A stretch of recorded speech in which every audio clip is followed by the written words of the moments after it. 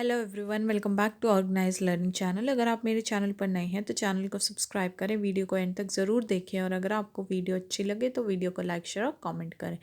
तो आज इस वीडियो में हम डिस्कस करने वाले हैं जो डीओई दिल्ली की तरफ से क्लास 10 के लिए सोशल साइंस का मिड टर्म का प्रैक्टिस पेपर दिया गया है। तो उसके सेक्शन सी तक जो है हम ऑलरेडी डिस्कस कर चुके हैं और ये वीडियोज़ आप मेरे चैनल पर देख सकते हैं।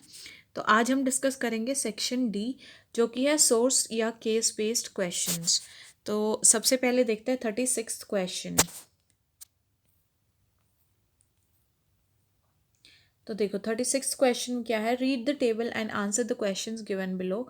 ये टेबल को रीड करना है और उसके हिसाब से फिर जो क्वेश्चंस पूछे गए हैं उनका आंसर करना है। Share of sectors in employment in percentage, ये यहाँ पे क्या दिया गया है, शेयर ऑफ सेक्टर्स, ये 3 सेक्टर हैं, इनका शेयर दिया गया परसेंटेज में। ये 2 ईयर्स हैं उनकी उसमें रेंज में, ठीक है। तो ये ईयर है 1972 से 73 और 2011-12 वाले ईयर में प्राइमरी सेक्टर जो है 1972-73 में उस वहाँ पे शेयर ऑफ सेक्टर उसका था 74%, सेकेंडरी का था 11%, टर्शरी का था 15%। फिर वहीं 2011-12 में प्राइमरी सेक्टर का शेयर था जो एम्प्लॉयमेंट में वो 49%, सेकेंडरी का 24% और टर्शरी का 27%।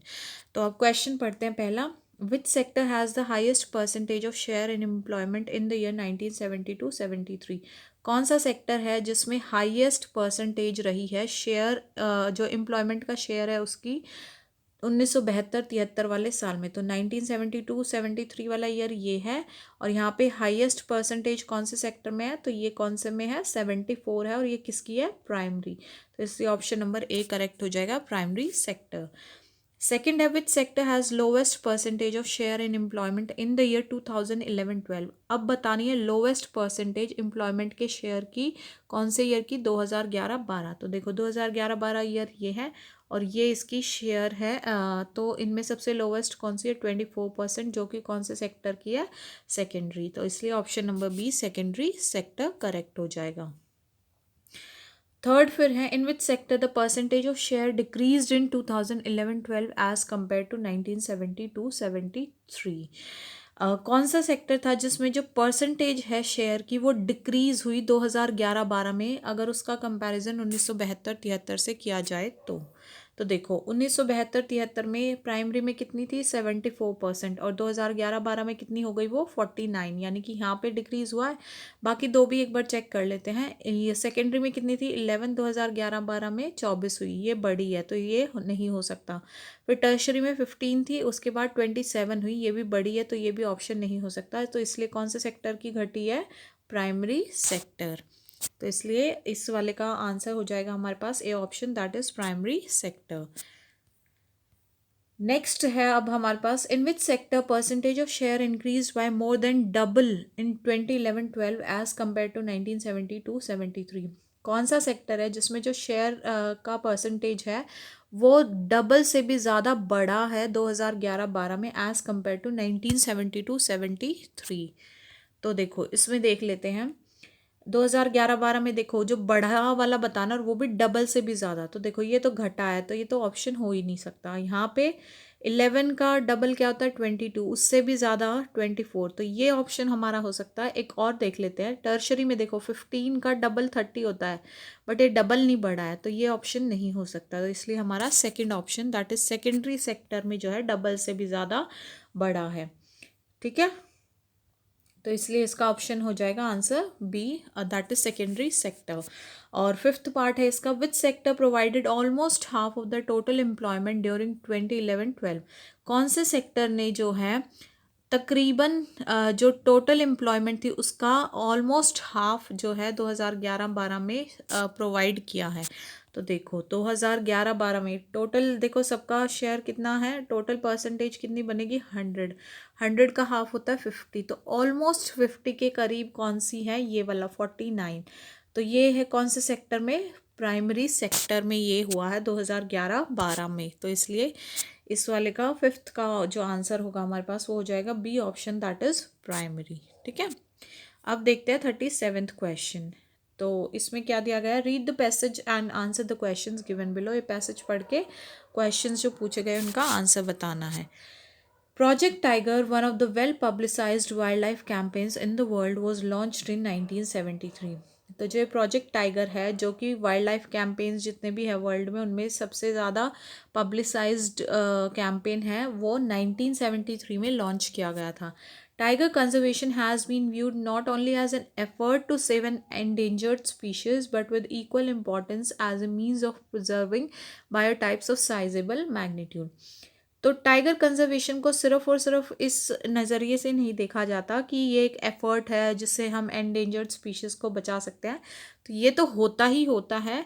इसके साथ साथ यहाँ पे इक्वल इम्पॉर्टेंस दी जाती है कि जितने भी जो साइजेबल मैग्नीट्यूड के बायोटाइप्स हैं उनको प्रिजर्व करा जाए, इनकी जो स्पीशीज़ है उनको भी बचाया जाए और जो बायोटाइप्स है उनको भी प्रिजर्व किया जाए.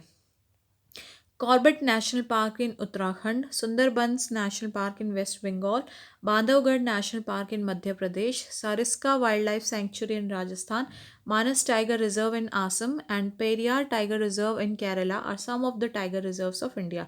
तो ये कुछ कॉमन जो टाइगर रिजर्व्स हैं इंडिया के, ये सारे हैं जो इनके स्टेट्स भी साथ में दिए गए हैं. जैसे कॉर्बेट नेशनल पार्क उत्तराखंड में है, Sundarbans national park West Bengal में है, बांधवगढ़ नेशनल पार्क मध्य प्रदेश में है, Sariska wildlife sanctuary Rajasthan में है, मानस टाइगर रिजर्व आसम में है और पेरियार टाइगर रिजर्व केरला में है. ठीक है, तो अब क्वेश्चंस देखते हैं. पहला क्वेश्चन क्या है हमारे पास, when was project tiger launched. तो देखो कब लॉन्च हुआ था प्रोजेक्ट टाइगर, 1973 में. तो option B is the correct one.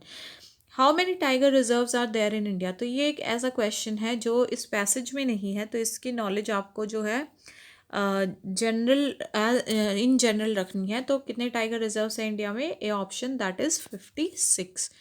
Next है, in which state is the Corbett national park located. कौन से स्टेट में कॉर्बेट नेशनल पार्क लोकेटेड है. तो ये इस पैसेज में भी देखो आपको दिया गया है, Corbett national park in Uttarakhand. तो इसलिए इसका ऑप्शन हो जाएगा option number D, that is Uttarakhand. Next है, the tiger reserve located in Kerala. इस केरला में कौन सा टाइगर रिजर्व लोकेटेड है. तो देखो ये भी आपको यहाँ पर देखने को मिल जाएगा, Periyar tiger reserve in Kerala. तो पेरियार. ठीक है, तो ये ऑप्शन नंबर बी करेक्ट हो जाएगा. और फिफ्थ है, Sariska wildlife century of Rajasthan is a famous. तो ये सारिस्का वाइल्ड लाइफ सेंचुरी जो है राजस्थान की, ये क्या है. तो देखो यहाँ हमने ये सारे नाम पढ़े हैं ना, तो ये Sariska wildlife sanctuary in Rajasthan, ये सारे क्या है, टाइगर रिजर्व्स ऑफ इंडिया. तो इसका ऑप्शन क्या हो जाएगा, option number D, that is tiger reserve. Next अब आता है हमारे पास 38th क्वेश्चन. इसमें क्या दिया गया है, read the table and answer the questions given below. ये एक टेबल दी गई है और उसके हिसाब से हमें क्वेश्चंस के आंसर बताने हैं. Women in national parliament in different regions of the world in percentage.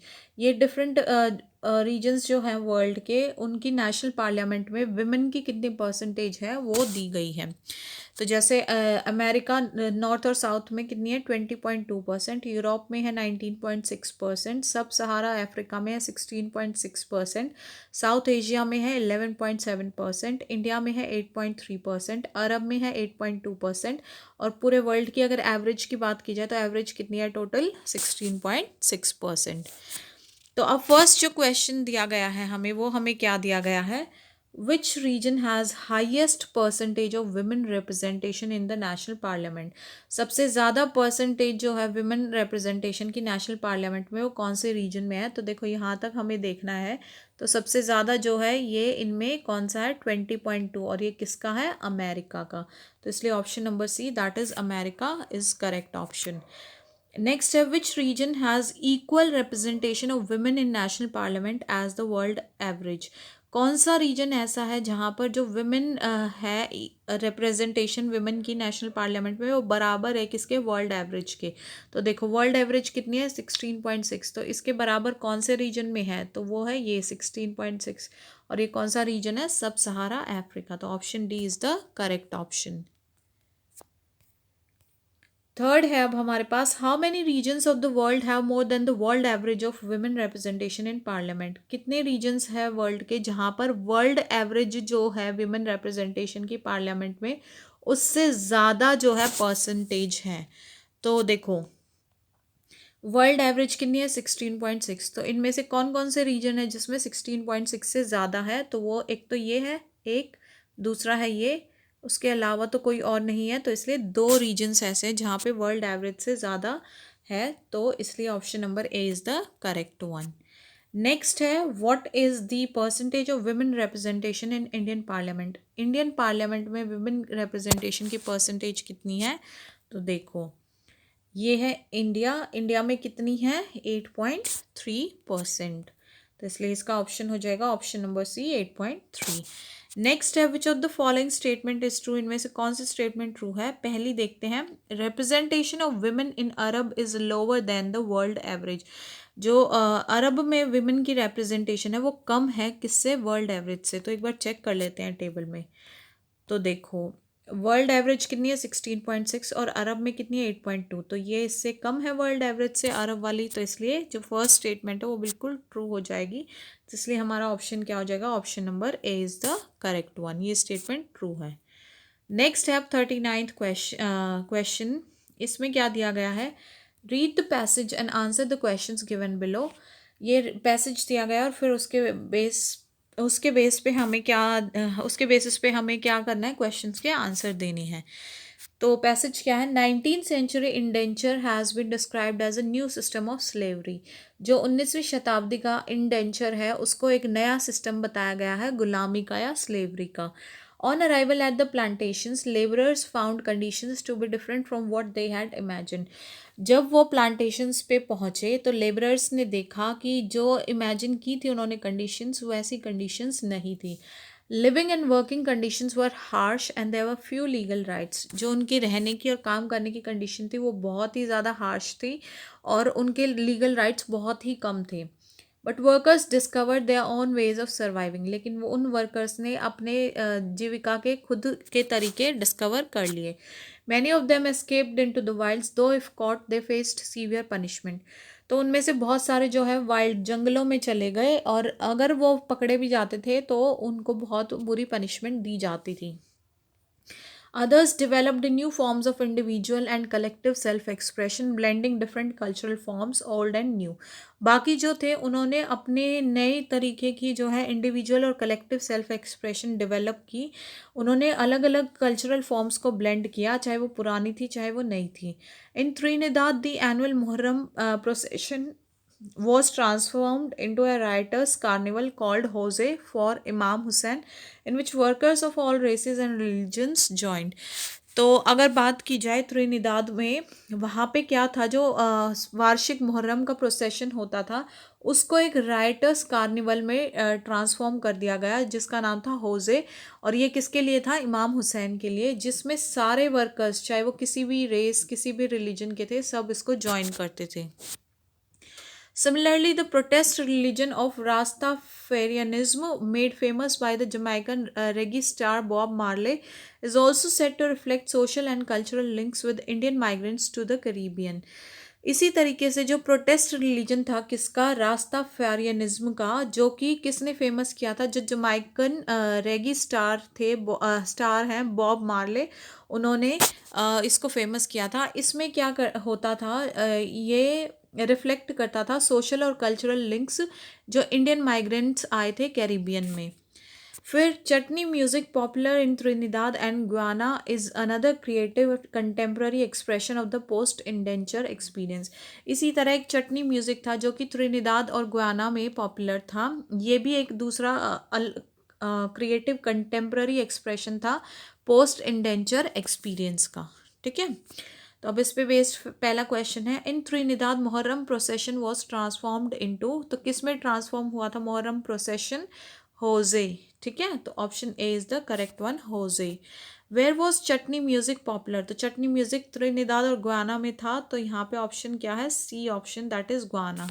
ठीक है, थर्ड है फिर Bob Marley was the resident of. तो देखो यहाँ पे बॉब मार्ले कौन से थे? जमाइकन थे वो, तो इसलिए वो कहाँ के रेजिडेंट थे? Jamaica. C option is the correct one. फिर है फोर्थ है हमारे पास, indentured labour was considered as a. तो देखो ये पहली ही लाइन में दिया गया है, जो इंडेंचर्ड लेबर था वो क्या था? New system of slavery. ठीक है, तो इसका ऑप्शन हमारे पास करेक्ट ऑप्शन हो जाएगा option number C, that is new system of slavery. Next है, who among the following made Rastafarianism famous. Rastafarianism को किसने फेमस किया था? तो देखो ये भी हमने अभी यहाँ पे पढ़ा था ना, रास्ताफेरियनिज्म मेड फेमस बाय किसके द्वारा? बॉब मार्ले के द्वारा। तो इसलिए option number C is the correct answer. ठीक है, फिर सिक्स्थ पार्ट है, which of the following is not correct regarding indentured labourers. जो करेक्ट नहीं है वो स्टेटमेंट बतानी है इंडेंचर्ड लेबरर्स के बारे में। तो देखो पहला है harsh condition for living and working. तो ये हमने पढ़ा था, बिल्कुल सही है कि उनकी जो कंडीशन थी लिविंग की और वर्किंग की, वो कैसी थी? Living and working conditions were harsh. तो ये तो सही है। ठीक है, दूसरा है लैक ऑफ लीगल राइट्स। ये भी हमने पढ़ा था कि उनको जो लीगल राइट्स मिले थे वो बहुत ही थोड़े मिले हुए थे, वेरी फ्यू लीगल राइट्स। तो यानी कि कमी थी उनके पास लीगल राइट्स की। तो ये भी बिल्कुल सही है। तीसरा है राइट टू चूज गवर्नमेंट। तो देखो इसके बारे में इस पैसेज में कहीं पे भी नहीं बताया गया है, तो इसलिए ये स्टेटमेंट जो है पैसेज के अकॉर्डिंगली गलत हो जाएगी। तो हमें नॉट करेक्ट ही बताना था। तो ये सी ऑप्शन जो है वो करेक्ट ऑप्शन होगा, यानी कि ये इस पैसेज के अकॉर्डिंग सही स्टेटमेंट नहीं है, राइट टू चूज गवर्नमेंट। ठीक है, तो इसी के साथ सेक्शन डी जो है वो कंप्लीट हो जाता है। तो आशा है कि आपको ये पूरा सेक्शन डी, इसके क्वेश्चंस, आंसर्स और ये वीडियो समझ में आई होगी। तो अगर आपको वीडियो समझ में आई है और वीडियो अच्छी लगी है तो वीडियो को ज़्यादा से ज़्यादा शेयर करें, वीडियो को लाइक करें, कमेंट करें, चैनल को सब्सक्राइब करें। मिलते हैं नेक्स्ट वीडियो में, तब तक के लिए आप बहुत अच्छे से अपनी तैयारी करते रहिए। All the best for your exams.